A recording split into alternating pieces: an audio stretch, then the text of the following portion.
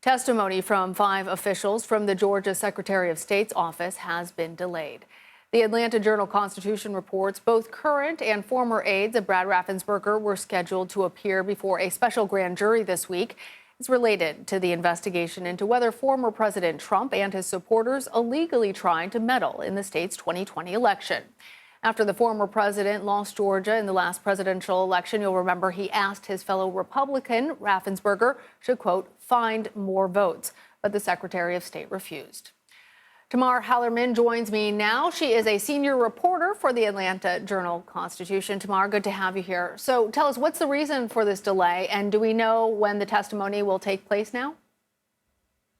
You know, officials from the Fulton District Attorney's Office have not confirmed on the record the reason for the delay. But based on my reporting, it sounds like those same 5 current and former aides to the Secretary of State will be coming in the coming weeks to testify before that special grand jury. Of course, all of that testimony will be secret.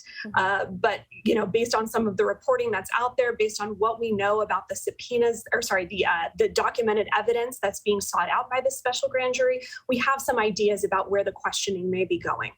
Tamar, Georgia's Secretary of State, Raffensperger, testified before a Fulton County special purpose grand jury, along with his wife last week.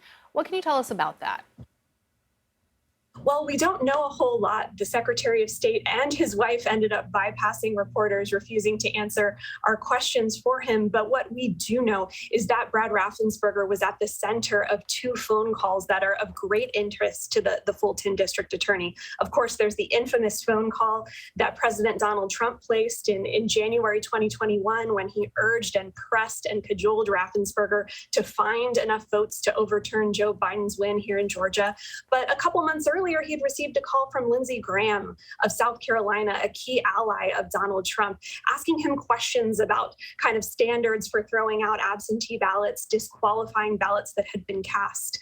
He, of course, received plenty of death threats and threats of violence for his refusal to carry out and kind of reverse Joe Biden's win here in Georgia. And his wife, Tricia, received the same thing as well. So they were undoubtedly asked about those things.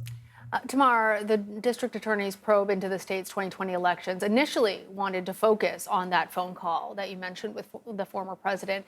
But you report that the probe has since been expanded to include other alleged meddling attempts. What more can you tell us?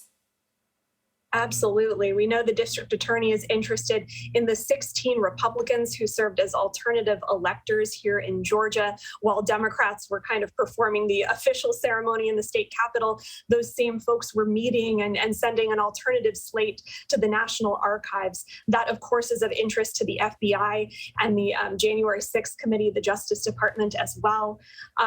You know, there are other instances that we also know that she's interested in, including a phone call that then President Trump placed to Frances Watson, who was the senior investigator in the Secretary of State's office. She was one of the 5 officials who were slated to testify this week, who we know that the grand jury will be interviewing in the weeks ahead. All right, Tamar Hallerman, thank you.